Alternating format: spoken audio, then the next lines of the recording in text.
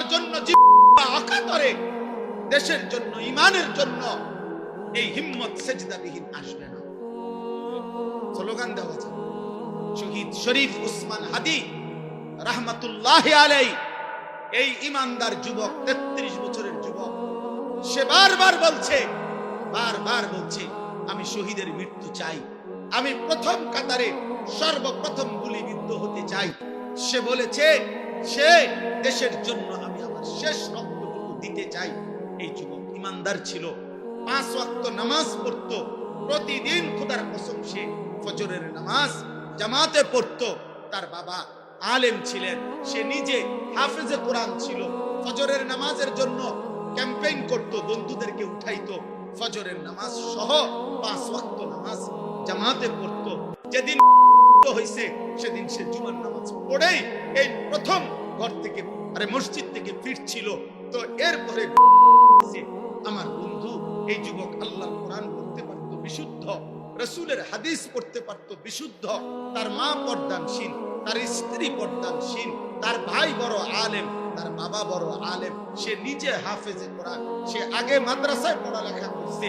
আল্লাহ তাআলা এই জন্য বলছে, যুবক দেশ প্রেমের কথা তো অনেকেই বলে, মাতৃভূমির কথা তো অনেকেই বলে, রাজনীতির লম্বা লম্বা স্লোগান, বক্তৃতা, বিবৃতি অনেকেই তো মারে, কিন্তু আমি আল্লাহ তোর কলিজায় ঈমানও দেখলাম, দেশ প্রেমও দেখলাম, দুইটা আমি একসাথে গ্রহণ করে। তুমি হাদি চেয়েছিলে মাত্র 500 ভোট, সে বলেছিল এইবার আমি প্রার্থী হয়ে মাত্র যদি প্রথমবার 500 ভোট পাই তাইলেই আমি ভাগ্যবান মনে করব। আর শাজিমের মালিক আল্লাহ বলে, তোর ফজরের সেজদার বদৌলতে আমি আল্লাহ 18 কোটি মানুষের সমর্থন তোকে দিয়ে দিলাম। সে চেয়েছে 500 সমর্থন, আল্লাহ বলছে যা 18 কোটি মানুষের সমর্থন যুবক তোমার জন্য দিলাম।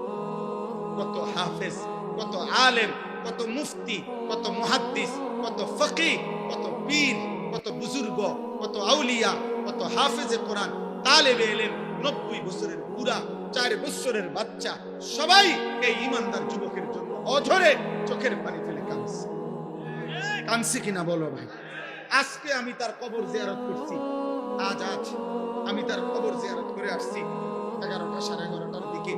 আপনার তখন আরেকটু পরে আপনার তখনও দেখছি অজস্র মানুষ তার কবর জিয়ারত করতেছে। যেই দাঁড়ায় রয়েছে আমি তাকায় দেখলাম সব কাঁদতেছে, সবাই কাঁদতেছে। আমার ভাই তার তো ব্যাপক কোনো দীর্ঘদিনের রাজনীতি করে নাই, কোনো টাকা পয়সা খরচ করে নাই, কিন্তু তার মধ্যে ইখলাস ছিল, ইমানের মধ্যে বিশুদ্ধতা ছিল। দেশ প্রেম বলতে যা বলছে, স্বাধীনতা, সার্বভৌমত্ব, আজাদির কথা, মাতৃভূমির স্বাধীনতার কথা, নিরাপত্তার কথা, সে ভারতীয় আধিপত্যবাদের বিরুদ্ধে সে একাই বলেছে। যদি কেউ না বলে আমার প্রতি ইঞ্চি জমিন আমার সীমান্তের হেফাজতে, আমি হাদি একাই বলে যাব। সে প্রমাণ করেছে আমি হাদি একাই বাংলাদেশ। হ্যাঁ, কেউ না থাকুক আমার, আমি বলেই যাব। এই জন্য আল্লাহ তাআলা এত কোটি মানুষের চোখের পানি তার জন্য ঝরাইছে। এই জন্য যুবক ভাই তোদেরকে বলি, মরিলে এমন মরা মইব, বাঁচলে এমন বাঁচা হয়েছে। যে মরণে চোখের পানি, যে মরণে হাফেজ কাঁদে, আলেম, যে মরণে ইমাম কাঁদে, যে মরণে মুফতি কাঁদে, পীর কাঁদে,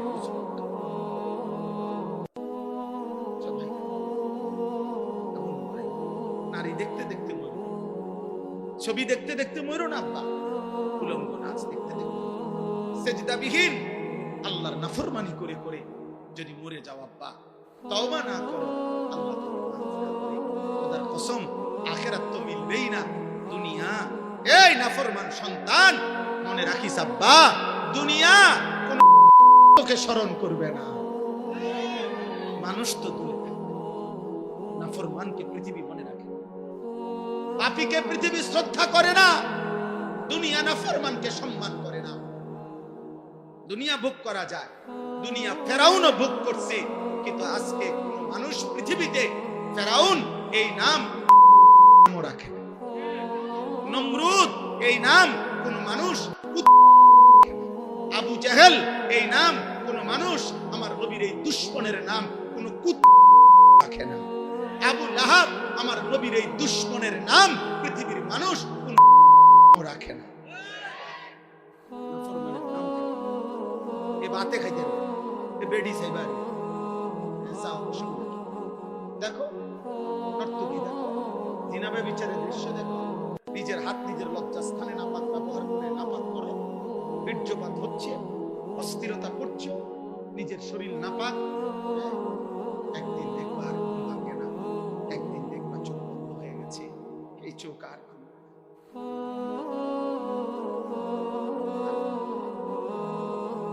আর খুলবে না। সেদিন বুঝবা স্বার্থপর এই দুনিয়া কাউকে মনে রাখে না, কাউকে মনে রাখে না। আমি অনুরোধ করি 1450 বছর আগে এক যুবক কৃষ্ণাঙ্গ ছিল, কালো হাবশি গোলাম কৃতদাস, কালো চেহারার, কিন্তু আল্লাহকে রাজি করে গেছে, 5 ওয়াক্ত নামাজের সিজদা দিছে। আমার নবী সাল্লাল্লাহু আলাইহি সাল্লামের ভালোবাসা কলিজার মধ্যে ভরা ছিল। আরশে আজিমের মালিক হচ্ছে আল্লাহ, বলছে আমি তোকে গ্রহণ করলাম। তো 1450 বছর পরেও পৃথিবীর লক্ষ কোটি ইমানদারের সন্তানের নাম বেলাল। বেলাল দেশে দেশে, বেলাল পৃথিবীর প্রান্তে প্রান্তে, বেলালের কোনো দেশ নাই, বেলালের কোনো সীমান্ত নাই, বেলাল পৃথিবীর এই প্রান্তে, বেলাল পৃথিবীর সর্বত্র। এই একদিন মনে রাখো আব্বা, শহীদ শরীফ উসমান হাদি রাহমাতুল্লাহ আলাইহি, এই ইমানদার যুবকের নাম ইনশাআল্লাহ 1000 বছর পরে আমার বাংলার মাটিতে যেই সন্তান জন্ম নিবে, সেও বুঝ হওয়ার পরে শহীদ শরীফ উসমান হাদির নাম তার কলিজায় রব বসায়। 1000 বছর পরের প্রজন্ম এই পৃথিবীর তৃতীয় উসমান, উসমান হাদি পৃথিবীতে সোনার অক্ষরে যার নাম লিখে। প্রথম উসমান, উসমান ইবনে আফফান ইসলামের তৃতীয় খলিফা। দ্বিতীয় উসমান 650 বছর এই পৃথিবীতে উসমানী খেলাফত, অটোমান সাম্রাজ্যের প্রতিষ্ঠাতা ওসমান গাজী, তিনিও 650 বছর এই পৃথিবীতে ইসলামী খেলাফত ছিল, উসমানী খেলাফত। এই খেলাফতের যিনি প্রতিষ্ঠাতা ছিলেন তার নামও ছিল উসমান গাজী। উসমান সে দ্বিতীয় উসমান, আর এই তৃতীয় উসমান শহীদ শরীফ উসমান হাদি রাহমাতুল্লাহ আলাইহি। গোটা পৃথিবীতে ইনশাআল্লাহ তার নাম আলোচিত হচ্ছে।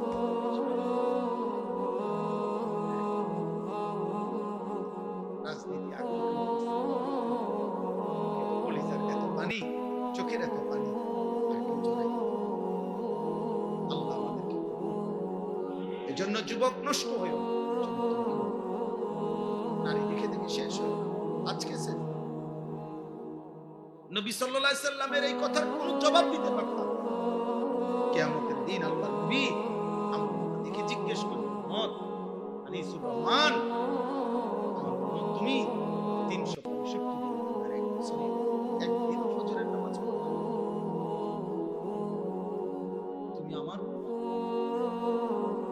তুমি আমার উপর 30 বছর টানা শুনে খাইলা, 60 বছর বয়স তোমার, প্রতিদিন বিড়ি সিগারেট খাইয়া গেল, তুমি আমার 60 বছরও মনে পড়ে না এটা গুনাহ? 60 বছর বয়সও মনে পড়ে নাই যে টেলিভিশনে নাচ গান দেখা গুনাহ?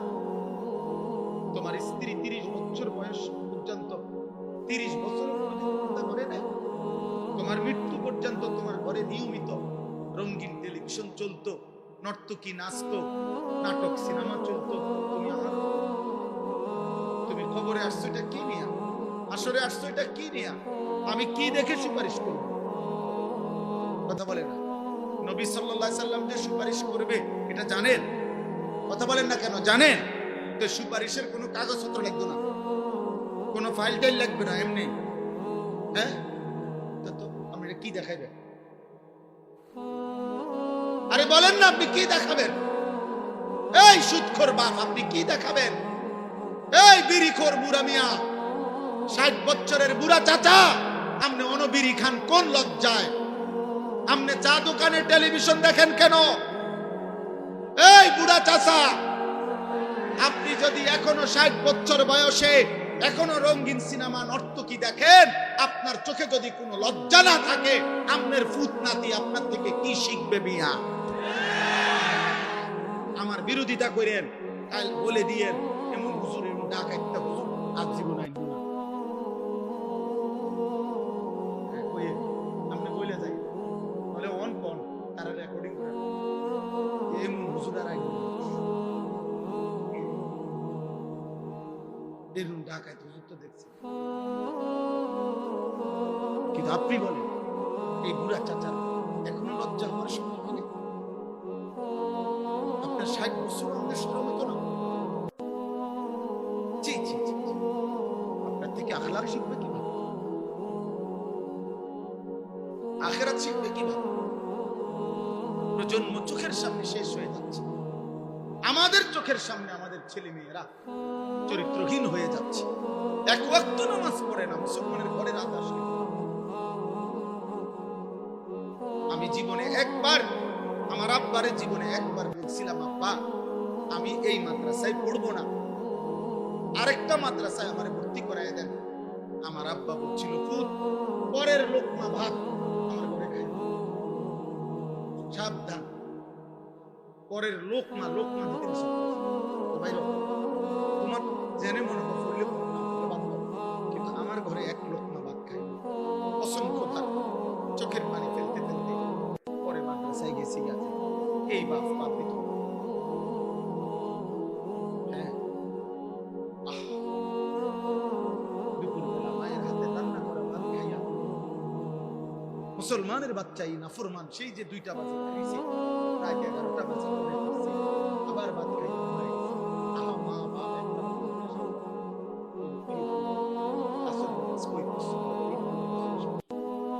এখন কারো কোনো কিছু দরকার নেই, কে হইলে হইছে।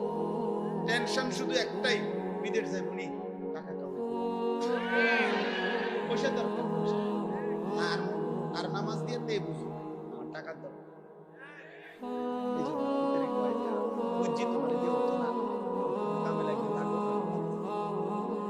টাকা দিলে লাইনে আছে, টাকা না দিলে বেলায়। সন্তান বুঝা গেল, আপনার সন্তান টাকা উপার্জন বেশি। 18 বছরের ছেলেটা আপনাকে আল্লাহ দিয়েছে পয়সা কামানোর লেগে, এর মধ্যে আখিরাত নাই। আপনার স্ত্রীর আখিরাত নাই, আপনার মেয়ের আখিরাত নাই। এটাই সফলতা যে পয়সাওয়ালা জামাই চাইয়া মেয়েটা বিয়ে দিছি, খালাস সফল।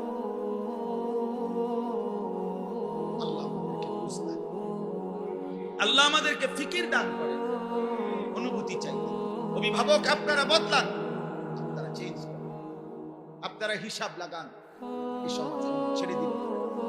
আগামী প্রজন্ম নিরাপদ থাকবে না। এই ছেলে পেলে এরা তোমরা বড় হই, বাবা আমার কথা বুঝো। তোমরা যারা এই 14, 16, 18, 20 বছর বয়সী একটা প্রজন্মের যদি বড় অংশ, তোমরা যদি বেনামাজি হয়ে বেড়ে ওঠো, তোমরা যদি নারী দেখতে দেখতে, ছবি দেখতে দেখতে, উলঙ্গ দৃশ্য দেখতে দেখতে তোমরা যদি বেড়ে ওঠো, খোদার কসম আব্বা, তোমাদের হাতের পরের জেনারেশন ওরা বহুত বড় কমবখ, বড় বেশি দুশ্চরিত্র হবে।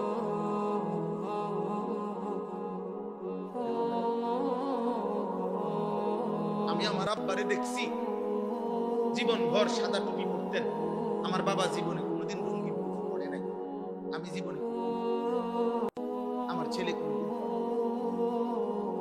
তাহলে এটা একটা সিলসিলা আছে মানুষের।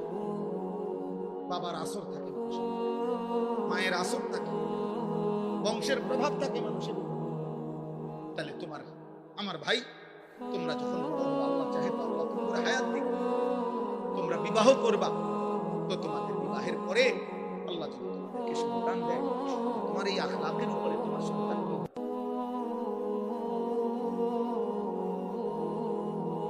বলো ভাই? একটা ছেলে আল্লাহ তৌফিক দান। চলেন এই আয়াতগুলোর অর্থ শুনুন। আল্লাহ তাআলা বলেন সূরা কাসাস 28 নম্বর সূরা, দেরি করব না, শুধু অর্থ বলব। 20 নম্বর পারা, সূরা কাসাস 28 নম্বর সূরা, 51 থেকে 56 6টি আয়াত। এই তরজমা আগে 1 মিনিট তরজমার জন্য সুবিধার্থে 2 মিনিট একটা কথা বলি। আমাদের নবী সাল্লাল্লাহু আলাইহি ওয়াসাল্লাম, ওনার সাহাবারা, নবীজি সহ প্রকৃত বড় যে হিজরত করছেন সেটা হলো মক্কা থেকে মদিনা। কোথায়? কিন্তু এর আগে সাহাবারা নবীজির নির্দেশে আরেকটি হিজরত করছিলেন, সেটা হলো মক্কা থেকে আবিসিনিয়া, হাবাসা, আবিসিনিয়া এলাকা। ওইখানকার বাদশাহ ছিল বাদশাহ নাজ্জাশী, যিনি খ্রিস্টান ছিলেন, এবং তার উজির সভাসদ তারাও ছিল খ্রিস্টান। ওইটা খ্রিস্টান অধ্যুষিত এলাকা ছিল। বর্তমান মানচিত্রে এটার নাম হলো ইথিওপিয়া।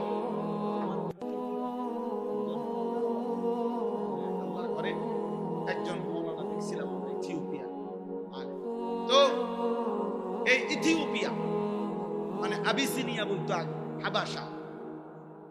এই হাবশার মধ্যে আল্লাহ নবী সাল্লাল্লাহু আলাইহি সাল্লামের আদেশে, নবীজি সাল্লাল্লাহু আলাইহি সাল্লামের নবুয়তের 7ম বছর সাহাবায়ে কেরাম প্রায় 72 থেকে 74 জন ওনারা মক্কা থেকে সেখানে হিজরত করে গেছিলেন। তো তারা যখন, আমি সংক্ষেপে বলতেছি, তারা যখন হিজরত করে চলে গেছে মক্কা ছেড়ে ওই এলাকায়, এই খ্রিস্টানদের এলাকায় নিরাপত্তার জন্য, ওই বাদশা খুব ন্যায়পরায়ণ ছিল, এই নাজ্জাশী বাদশা। তো মক্কার 2 জন কুরাইশ নেতা, কাফের নেতা মক্কায়, তারা ওই আবিসিনিয়ায় গেছে নাজ্জাশী বাদশার কাছে অভিযোগ নিয়ে যে আপনার এলাকায়, আমাদের এলাকার থেকে কিছু দুষ্কৃতিকারী, কিছু মনে করেন চোর ডাকাইতের মতো কইল আর কি, বা কিছু খারাপ চরিত্রের লোক আমাদের এলাকার থেকে ভাইগা আপনার এলাকায় এসে আশ্রয় নিছে, আপনি তাদেরকে আমাদের কাছে ফিরাইয়া দেন, নয়তো আপনার এলাকার নিরাপত্তা শূন্যতা হবে। তো নাজ্জাশী বাদশা খ্রিস্টান, সে বলতেছে যেই আসুক আমি সরাসরি তার মুখ থেকে তাদের আত্মপক্ষ সমর্থনের সুযোগ না দিয়া আমি তোমাদের হাতে তুলে দেব, বাইর করব না, ওরার কথা বলে আমি শুনি কি কইতেছে।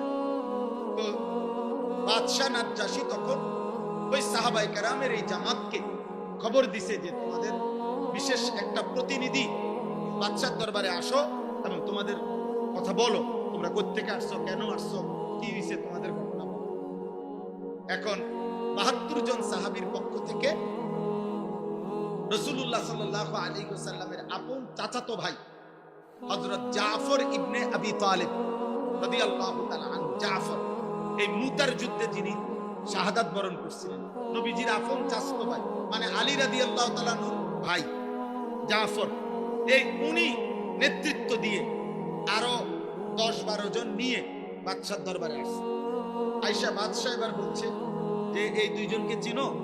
বলছে হ্যাঁ চিনি, ওরা আমাদের এলাকা, ওই যে কুরাইশ যে কাফের 2 জন আইছে না, ওরা, ওদেরকে চিনো? হ্যাঁ চিনি, আমাদের। আচ্ছা, এখন তোমরা কেন আসলা এই এলাকায়, আর তোমরা কি ছিলা, কি হইল, কেন আইলা?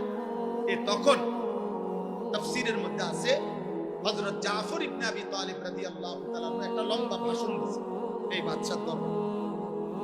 বলেছে, বাদশা আমরা চরিত্রহীন ছিলাম, লম্পট ছিলাম, নারী, জিনা, ব্যভিচার, মদ, জুয়া, হত্যা, খুন, চুরি, ডাকাতি, রাহাজানি, মারামারি, হানাহানি, এই ছিল আমাদের জীবন।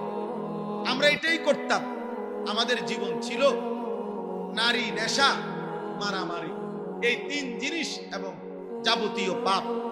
আমাদের বংশ থেকে, আমাদের দীর্ঘদিনের পরিচিত 40 বছর ধরে আমরা যাকে দেখছি, আমাদের চোখের সামনে যে বড় হইছে, যার চরিত্র আখলাক আমরা একেবারে বুঝ হওয়ার পর থেকে কোনোদিন যার চরিত্রে আমরা কোনো কলঙ্ক দেখি নাই, এমন একজন পুত পবিত্র মানুষ, তিনি আমাদেরকে একটি ধর্মের দিকে আহ্বান করছেন, এক কালেমার কথা আমাদেরকে বলছেন এবং এই যাবতীয় অপরাধ পাপ ছেড়ে দিতে বলছেন। তা আমরা আল্লাহকে মেনে ওই নবীর কথা অনুসরণ করে আমরা আগের যত মন্দ অভ্যাস এগুলো ছেড়ে দিছি এবং এখন আমরা আল্লাহর ইবাদত করি, আমরা মানুষের হক আদায় করি, ইনসাফের উপরে চলতে থাকি, এই আমাদের অপরাধ। এই কথাটা সত্য কিনা এটা অবরে দিন। ওই যে এই দুইজন এখন মক্কার কুরাইশ এই দুই লোককে নাজ্জাশী বাদশা জিজ্ঞাসা করছে যে বলো বলো যে সে যে বলছে এই কথা ঠিক কিনা। এবার হেরা কহ ঠিক। তো তাহলে একটু আগে কি বললাম, উল্টাটা বললা কেন? তারা আগে না খারাপ ছিল, এখন তো তারা ভালো হয়েছে। তখন এই শুনেন কথাটা, নাজ্জাশী বাদশা তখন উপস্থিত তার খ্রিস্টান যারা সভাসদ মানে উজির নাজির, তারা তো সব বসে রয়েছে। তো তাদের সামনে বাদশাহ নাজ্জাশী তখন তিনি বললেন ওই যে জাফর রাদিয়াল্লাহু তাআলাকে, যে তাহলে তোমাদের সেই নবীর উপরে নাজিলকৃত যে কিতাব কোরআন, আসমানি কিতাব, এটা আমার একটু শোনাও তো। তো তখন হযরত জাফর রাদিয়াল্লাহু তাআলা আনহু সূরা মারইয়াম, যেখানে আল্লাহ তাআলা হযরতে মরিয়ম এবং ঈসা আলাইহিস সালামের কথা উল্লেখ করছেন, তারা তো উনারই মানে, কথা বুঝছেন কিনা? উনারে মানে না, খ্রিস্টানরা ঈসা এবং মরিয়মকে মানে। এই সূরাটা তেলাওয়াত করছে আল্লাহর দয়ায়, তিনি তেলাওয়াত করছেন আল্লাহর কোরআন। আর নাজ্জাশী বাদশার দুই গাল দিয়া, চোখ দিয়া অঝরে পানি ঝরতেছিল। পুরা মজমার যত উজির নাজির সব অঝরে কাঁদতেছিল। যখন তেলাওয়াত থামছে তখন তিনি বললেন নাজ্জাশী যে আল্লাহর কসম, আমি তোমাদের নবীর নাজিলকৃত এই কোরআনের কথা আমি সর্বান্তকরণে মেনে নিলাম। উপস্থিত অনেক লোক এবং বাদশা কালেমা পড়ে ইমানদার হলেন। এরপরে আল্লাহর নবী সাল্লাল্লাহু আলাইহি সাল্লাম যখন নিজে সশরীরে মক্কা থেকে মদিনায় হিজরত করে গেলেন, মদিনায় হিজরতের 7 বছর পর 7ম হিজরিতে মদিনার ইহুদিদের সাথে সাহাবাদের নবীজির একটা চূড়ান্ত যুদ্ধ হয়েছিল, খায়বরের যুদ্ধ। এই খায়বরের যুদ্ধে আল্লাহ তাআলা যখন মুসলমানদেরকে বিজয় দিবেন, এই বিজয়ের পর তখন ওই আবিসিনিয়াতে যে সাহাবীরা এতদিন ওইখানে ছিল, উনারা আর ওইখান থেকে যারা খ্রিস্টান ধর্ম থেকে মুসলমান হয়েছে, এরকম একটা প্রতিনিধি দল মদিনায় আল্লাহ রাসূল সাল্লাল্লাহু আলাইহি সাল্লামের কাছে আসছে। এখানে আসছে আর কি, মদিনায় এখন আসছে। আসার পরে তারা আল্লাহর নবী সাল্লাল্লাহু আলাইহি ওয়াসাল্লাম ওনার কাছে তারা বলছে, আমরা আপনার প্রতিনিধির হাতেই আমরা প্রথম তেলাওয়াত আল্লাহর কোরআন শুনেই আমরা কালেমা পড়ছি, এবং আমরা ইতিপূর্বেও আমাদের নবী ঈসার উপরে নাজিলকৃত ইনজিল এবং আমাদের নবী ঈসাকে আমরা আপনার কোরআনের বর্ণনা যেরকম ঈসা নবীর ব্যাপারে আল্লাহর বান্দা, তিনি আল্লাহর পুত্র না, আমরা ঠিক এটাই মানতাম এবং ইনজিল আমরা মেনে নিছি। আবার আপনার কোরআনও মানলাম, আপনার উপরও আমরা ঈমান আনলাম। আমরা কারোর সাথে মন্দ আচরণ করি না। আমরা আপনার জন্য এখন আমাদের আর্থিক সম্পত্তি থেকে সাদাকা করতে চাই, দান করতে চাই। আমরা আমাদের আখলাক ওনাদের সংস্পর্শে আমরা শুনাইলাম। এই কথাগুলো যখন শুনাইছেন তখন আল্লাহ তাআলা কোরআনুল কারীমের এই আয়াতগুলো নাজিল করে এই মানুষগুলো যারা আসছে, যারা আগে নবীর উপরে ঈমান রাখছে, ইনজিল মেনে নিছে, এখন আবার পুনরায় কোরআন শুনেই মেনে নিছে, নবীজিকেও মেনে নিছে, আল্লাহ তাদের প্রশংসা করতে গিয়ে কোরআনুল কারীমের এই আয়াতগুলো নাজিল করেছে। এবার দেখেন তরজমা। আল্লাহ তাআলা বলেন, ওয়ালাকাদ ওয়াসালনা লাহুমুল কাওলা লাআল্লাহুম ইয়াতাযাক্কারুন। আল্লাহ তাআলা বলেন, আমি আল্লাহ আমার কোরআনের মধ্যে যাবতীয় কথা বারংবার বলেছি। কোনো কথাই আমি অস্পষ্ট, অগোছালো, সামান্য ইঙ্গিত, অল্প স্বল্প বলে ছেড়ে দেই নাই। প্রত্যেক কথা আল্লাহর প্রতি ঈমান, রাসূলের প্রতি ঈমান, আখিরাতের প্রতি ঈমান, যা বলা দরকার তা বারবার এই ওয়াসালনা শব্দের অর্থ বারবার বলেছি, যেন আমার বান্দার কলিজায় ঢোকে, যেন প্রত্যেকেই আমি আল্লাহর কথা থেকে উপদেশ গ্রহণ করতে পারি। এবার আল্লাহ বলেন, বন্ধু আপনাকে শুনাইতেছি, আল্লাযীনা আতাইনাহুমুল কিতাবা মিন ক্বাবলিহি ওয়া হুম বিহি ইউমিনুন, যে মানুষগুলো আপনার সামনে আছে এরা ইতিপূর্বে আমি যেই আসমানি কিতাব নাজিল করেছিলাম ইনজিল, তার উপরে ঈমানদার ছিল। ওরা না বললো আমরা ছিলাম, আল্লাহ স্বীকৃতি দিছে হ্যাঁ এরা ছিল। ওয়া ইদা ইউতলা আলাইহিম, আবার যখন তাদের সামনে আমার কোরআন তেলাওয়াত করা হলো, ক্বালু আমান্না বিহি, এরা সাথে সাথে বলছে আমরা এটাও মেনে নিলাম। ইন্নাহুল হাক্কু মির রাব্বিনা, এই কোরআন নিশ্চয়ই আমাদের আল্লাহর পক্ষ থেকে সত্যি সত্যি নাজিল হয়েছে। সুবহান। ইন্না কুন্না মিন ক্বাবলিহি মুসলিমিন, ইতিপূর্বেও আমরা আল্লাহর আনুগত্যই ছিলাম, আজ আমরা নতুন করে আখিরি নবীকেও মেনে নিলাম, কোরআনকেও মেনে নিলাম। আল্লাহ বলেন বন্ধু এবার তাদের পুরস্কার শুনেন। উলাইকা ইউতাউনা আজরাহুম মাররাতাইন, আল্লাহ বলেন আমি আল্লাহ ওয়াদা দিলাম ইতিপূর্বেও যারা আমি আল্লাহকে মেনে নিছে, এখন আপনাকেও মানছে, কোরআনকেও মানছে, আমি আল্লাহ ওয়াদা দিলাম তাদের প্রত্যেকটি নেক আমলের বিনিময় আমি আল্লাহ দ্বিগুণ দ্বিগুণ ডাবল ডাবল নিয়ামত পুরস্কার প্রতিদান দিতে থাকব, সওয়াব দিতে। তাদের প্রত্যেক আমলের ডাবল ডাবল নেকি, প্রত্যেক আমলের কি।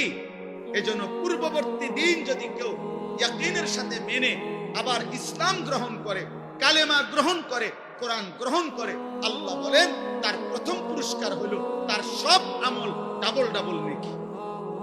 আল্লাহ বলেন এই দেখেন আরেকটু, আল্লাহ বলে বন্ধু এরা তো আগেও ইমানদার ছিল, এখনো আবার ইমানদার হইল, এ কারণেও তাদের নেকি দ্বিগুণ দ্বিগুণ। কিন্তু শুধু এই কারণে না, তাদের মধ্যে আরো কিছু গুণ আছে। এবার আল্লাহ এই গুণগুলোর প্রশংসা করতেছে, যে এদের মধ্যে আরো কিছু গুণ আছে, এই গুণগুলো কারণেও আমি আল্লাহ কিয়ামত পর্যন্ত যার মধ্যেই থাকবে তাদেরকেও আমি আমার নেকি দ্বিগুণ দ্বিগুণ দিতে থাকব। এক, বিমা সাবারু, তারা আমি আল্লাহর হুকুমের উপরে সবর করেছে, ধৈর্য ধারণ করেছে। একবার বলেছি ঈসা নবীকে মানো, মানছে। এখন বলছি আখিরি নবীকে মানো, মানছে। একবার বলছি ইনজিল মানছে, আবার বলছি কোরআন মানতে, এখন তারা কোরআন মেনে নিছে। তাহলে তারা আমার হুকুমের উপরে ধৈর্য ধারণ করেছে। অতএব যে আমার হুকুমের উপরে ধৈর্য ধারণ করে আমি তার নিয়ামত, তার নেকি, তার পুরস্কার দ্বিগুণ দ্বিগুণ দিতে থাকি। দুই, ওয়ায়াদরাউনা বিল হাসানাতিস সাইয়্যিআ, তাদের একটা বড় স্বভাব, তারা যেই কোনো মন্দ আচরণের জবাবে উত্তম আচরণ দ্বারা সেটা প্রতিহত করে, এটা তাদের, এজন্য তাদের পুরস্কার দ্বিগুণ। আর এই গুণ যার মধ্যে থাকবে, মন্দ আচরণের জবাবে যে উত্তম আচরণ করবে মানুষের সাথে, আমি তাকেও দ্বিগুণ দ্বিগুণ নেকি দিতে থাকব। তিন নাম্বার, ওয়া মিম্মা রাযাকনাহুম ইউনফিকুন, আমি আল্লাহর দেওয়া রিজিক থেকে তারা আমার পথে সাদাকা করছে, দান করছে, এ কারণে তাদের পুরস্কার দ্বিগুণ দ্বিগুণ।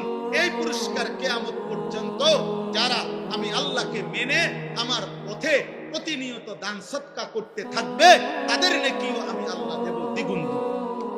চার নাম্বার, ওয়া ইযা সামিউল লাগওয়া আ'রাযু আনহু ওয়া ক্বালু লানা আ'মালুনা ওয়া লাকুম আ'মালুকুম, আল্লাহ বলে তাদের একটা বড় বৈশিষ্ট্য, যেই কোনো বেহুদা কথা, বেহুদা কাজ, মন্দ কথা, গুনাহ মিশ্রিত কথা, অশ্লীল কথা, বেহায়া কথা, অসভ্য কথা, নাজায়েজ কথা, হারাম কথার কোনো মজলিস পরিবেশ তারা যখনই দেখে শুনে, আ'রাযু আনহু, তারা তার থেকে সরে যায়। আর তাদেরকে গুনার এই কথার মধ্যে যদি যোগ দিতে বলে, ও আইও না, উদুর বইও না, গপ মারি, গীবত করি, পরের গালিগালাজ করি, তারা বলে লানা আমালুনা ওয়া লাকুম আমালুকুম, তোমার কাজ নিয়ে তুমি থাকো, আমি আমার আল্লাহ নিয়ে আছি। সালামুন আলাইকুম, তোমার জন্য আল্লাহর কাছ থেকে শান্তি কামনা করছি, আল্লাহ যেন তোমাদেরকেও হেদায়েত দেয়। লা নাবতাগিল জাহিলিন, কোন জাহেল, মূর্খ, নাফরমান, পাপীর সঙ্গী আমরা হতে রাজি না। আল্লাহ বলে এটা তাদের আখলাক, এজন্য তাদের পুরস্কার দ্বিগুণ দ্বিগুণ কিয়ামত পর্যন্ত। আমার যে বান্দা ইমানদার, কিশোর তোমাদেরকে বলি, যুবক তোমাদেরকে বলি, বয়স্ক বাবা আপনাদেরকে বলি, আমাকেও বলি, পর্দার আড়ালের মা বোনকেও বলি, আল্লাহ বলছে যে মন্দ কথা, মন্দ কাজ, গুনার কথা, নাপাক কথা, নাজায়েজ কথা, হারাম কথা, গালিগালাজের কথা, অসভ্য কথা, বিশ্রী কথা, নোংরা কথা, কুফরি কথা, শিরকি কথা, নিফাকি কথা, বিদআতি কথা, কবিরা কথা, হারাম যত কথা, যত পরিবেশ, এখান থেকে যে অ্যাভয়েড করে চলে, আড়াল করে চলে, আল্লাহ বলে বান্দা তোর এই ধৈর্য সবরের কারণে তোর প্রত্যেক আমলের বদলা আমি দ্বিগুণ দ্বিগুণ দেব। সর্বশেষ আল্লাহ বলেন, হে নবী, শেষ কথা, আমি আপনাকে যা কিছু বলছি বন্ধু, আপনি তো বলবেন, পুরস্কার তো দিতে থাকবেন, দেব আমি। তবে একটা কথা বন্ধু মনে রাখবেন, আমার কথা, এই কোরআনের কথা, আখিরাতের কথা, কবরের কথা, আমার কালেমার দাওয়াত আপনি তো দিতে থাকবেন। তবে এটা শুধু মনে রাখবেন, চূড়ান্ত হেদায়েত শুধুমাত্র আমি আল্লাহর হাতে, কোনো মাখলুকের হাতে। এজন্য আমি যে কথাটা মাঝখান দিয়ে বলছি, আমি যদি মৃত্যু পর্যন্ত বলে যাই, আমাদের সমস্ত হুজুররাও যদি মৃত্যু পর্যন্ত বলে যায়, পৃথিবীর সব বক্তা, সব ওয়াইজ, সব পীর, সব বুজুর্গ একত্রে বলে গেল, মূলত পরিবর্তন, হেদায়েত, চূড়ান্ত হেদায়েত এটা কার হাতে? ইন্নাকা লা তাহদি মান আহবাবতা, হে নবী, আপনি একা চাইলে কাউকে হেদায়েত দিতে পারবেন না। ওয়ালাকিন্নাল্লাহা ইয়াহদি মান ইয়াশা, বরং আল্লাহ যাকে চান তিনি তাকে হেদায়েত দিবেন। ওয়া হুয়া আ'লামু বিল মুহতাদিন, প্রকৃতপক্ষে হেদায়েত পাবে কারা কারা সেটা আল্লাহই জানে। কে জানে? একটা উদাহরণ দেই। আবু জেহেল নাম শুনছেন কিনা? আবু লাহাব নাম শুনছেন কিনা? আবু বকর নাম শুনছেন কিনা? ওমর নাম শুনছেন কিনা? তো মনে করেন এই চারজন মানুষের নাম বললাম, চারজনই কুরাইশ, চারজন একই বংশের, একই মহল্লার মানুষ, একই মক্কার মানুষ, নবী সাল্লাল্লাহু আলাইহি সাল্লামের আশেপাশে থাকে। এরা আল্লাহ তাআলার দায়িত্ব নিয়ে পেয়ে নবী সাল্লাল্লাহু আলাইহি সাল্লাম কালেমার দাওয়াত, ঈমানের দাওয়াত আবু জেহেলকেও দিছে, আবু লাহাবকেও দিছে, আবু বকরকেও দিছে, ওমরকেও দিছে। কিন্তু আসমানওয়ালা রব আল্লাহ বলছে, বন্ধু আবু বকরকে আমি নিলাম, আবু জেহেলকে নিলাম না, ওমরকে নিলাম, আবু লাহাবকে নিলাম না। যদি বলেন এই দুইজনকে কেন নিলেন, আল্লাহ বলবেন আমার ইচ্ছা। যদি বলেন এই দুইজনকে কেন নিলেন না, আল্লাহ বলবেন আমার ইচ্ছা। কার ইচ্ছা?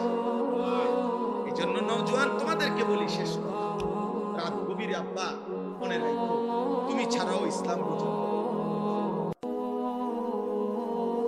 সেদিন আবু জেহেলকে ছাড়া, আবু লাহাবকে ছাড়াও ইসলাম বিজয় হইছে, কালেমার বিজয় হইছে, পৃথিবীময় আল্লাহর দ্বীন প্রচার হইছে।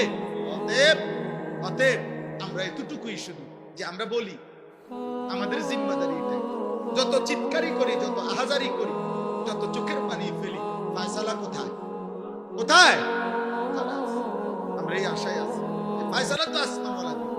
অতএব মাহদী আসবে, দাজ্জাল বের হবে, ইসলামের বিজয় হবে, দাজ্জালের পতন হবে, ইহুদিদের পতন হবে, পৃথিবীময় ইসলামের খেলাফত উড়বে, কালেমার পতাকা উড়বে। খোদার কসম, আগামী দিনে আরেকবার কসম খোদার, নবী বলছে যদি ইসরাফিলের ফু দিতে আর একদিনও বাকি থাকে কিয়ামতের, তবুও মাহদী আসবে, দাজ্জাল বের হবে, যুদ্ধ হবে, ঈসা আলাইহিস সালাম আসমান থেকে নেমে আসবে, ইহুদিদের শেষ বেঈমানের পতন হবে, মৃত্যু হবে, আল্লাহর কালেমা, ঈমানের পতাকা, ইসলামের খেলাফা সারা পৃথিবীময় আরেকবার প্রতিষ্ঠিত হবে। খোদার কসম, এটা আখিরি নবীর ফয়সালা।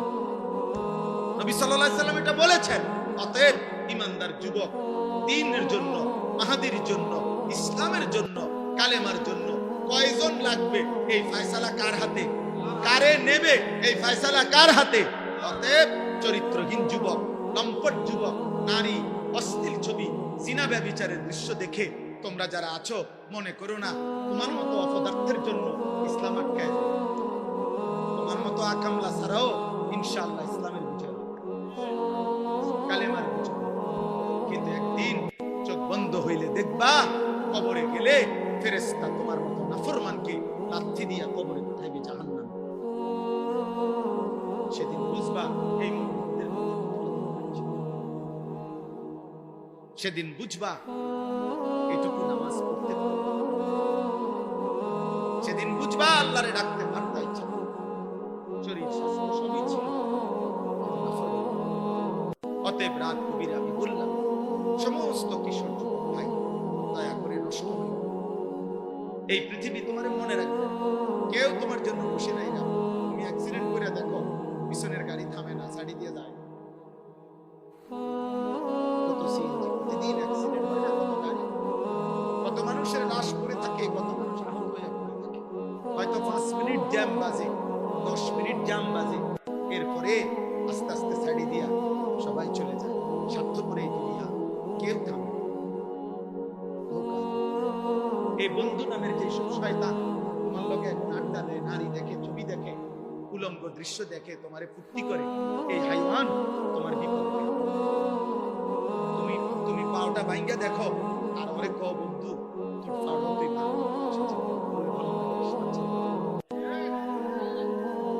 এই জন্য চরিত্রহীন, চরিত্রহীনের খবরে নিজের চালাক মনে করে।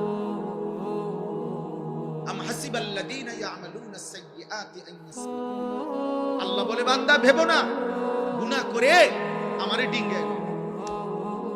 আল্লাহ নিষেধ করছে, বান্দা পুলিশ, র‍্যাব, বিজিবি, আর্মি সব তুমি ফাঁকি দিবা, এই পৃথিবীর সব আমারে ফাঁকি দিবা, আমাকে ডিঙ্গায়। অতএব অনেক রাত হয়ে গেল।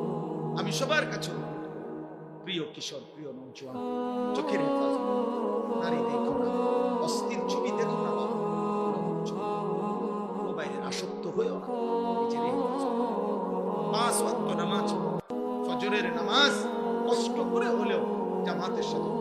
ফজরের মুসল্লি যারা, আমি বলে গেলাম মাহাদির সৈনিক তারা। ফজরের মুসল্লি যারা দাজ্জালের বিরুদ্ধে লড়বে, ফজরের মুসল্লি যারা বিশ্বময় কালেমার পতাকা উড়াবে। মাহাদির এবং ঈসার নেতৃত্বে দাজ্জালের বিরুদ্ধে, ইহুদিদের বিরুদ্ধে হাদিসের বক্তব্য হলো শেষ যুদ্ধ, চূড়ান্ত লড়াই ফজরের নামাজের পরে শুরু হবে। ফজরের মুসল্লিদেরকে সাথে নিয়ে মাহাদি এবং ঈসা যুদ্ধ শুরু করবে। আসরের নামাজের ভিতরেই, আসরের ওয়াক্ত হইতে হইতেই দাজ্জাল নিহত হবে এবং সমস্ত ইহুদি নিহত হবে, এবং আসরের ওয়াক্তে মাহাদি এবং ঈসার নেতৃত্বে মসজিদে আকসা বিজয়ের পতাকা, ঈমানের পতাকা উড়বে সারা পৃথিবীময়, ইসলামের খিলাফত। ভাই আমি দেখব না, ভাই আমার সন্তান, কিন্তু আল্লাহ রাসূল সাল্লাল্লাহু আলাইহি ওয়াসাল্লাম এই কথা বলতে হবে। কোন জালেমের পতনের আগে কেউ বুঝে না কেমনে পতন, কিন্তু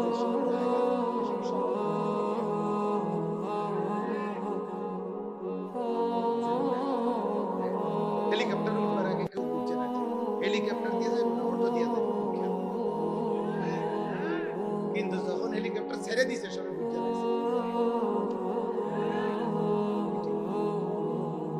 ফেরাউন মুসা আলাইহিস সালাম নদী দিয়ে যে রাস্তা হইছে 12টা, 1 মিনিট শুনে তো ফেরাউন পাশে আইসা দেখছে যে নদীর উপরে রাস্তা, 12টা রাস্তা, এটা দিয়ে মুসার বাহিনী পার হয়ে গেছে।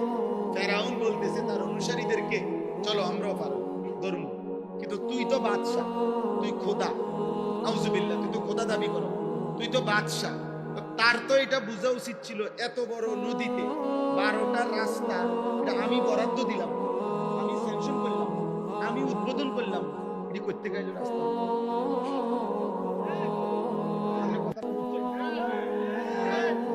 তোর তো এটা বোঝা দরকার আগে তো, কিরে কিরে এটি কে করলো আমার এলাকা, আমি তো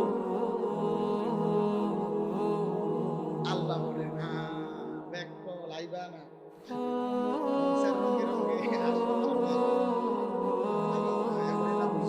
রাস্তা করতে গেছে,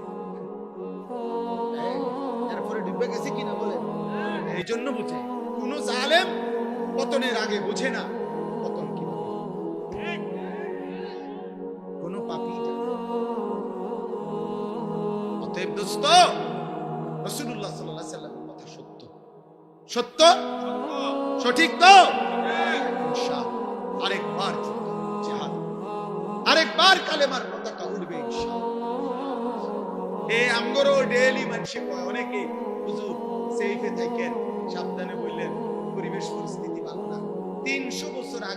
3000 বছর আগেরও কাউরে যদি আপনি কবর থেকে উঠান, এ উনারা মূল মানুষ উনারে কইছে সেই ফেতাকেন পরিস্থিতি ভালো, পরিস্থিতি কোন সময় ভালো আছে না।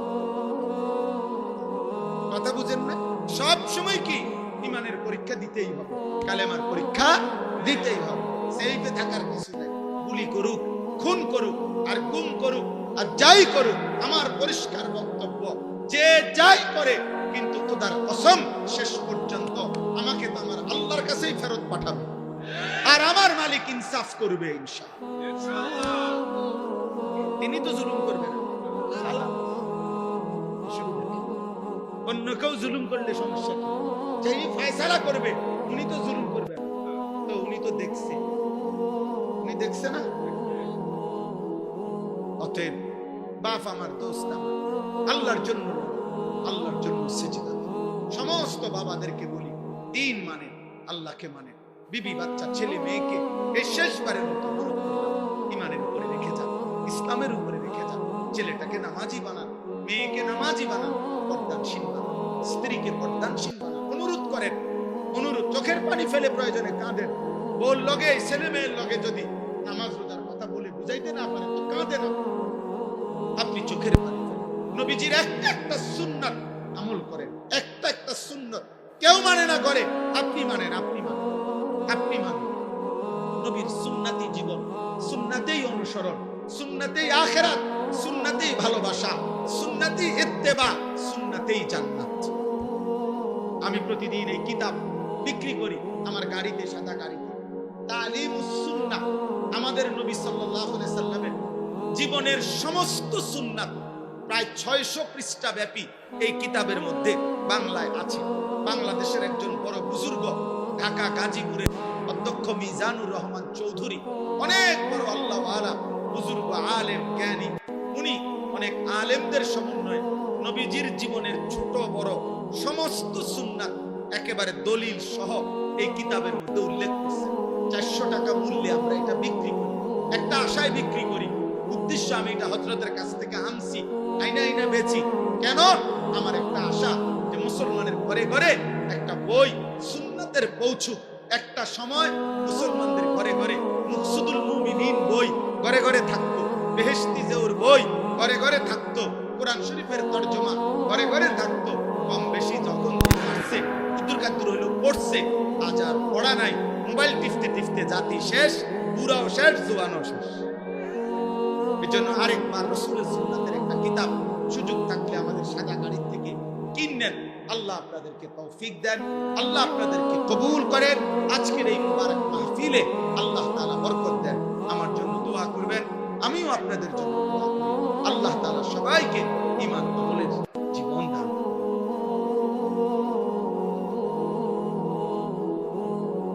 আলহামদুলিল্লাহ।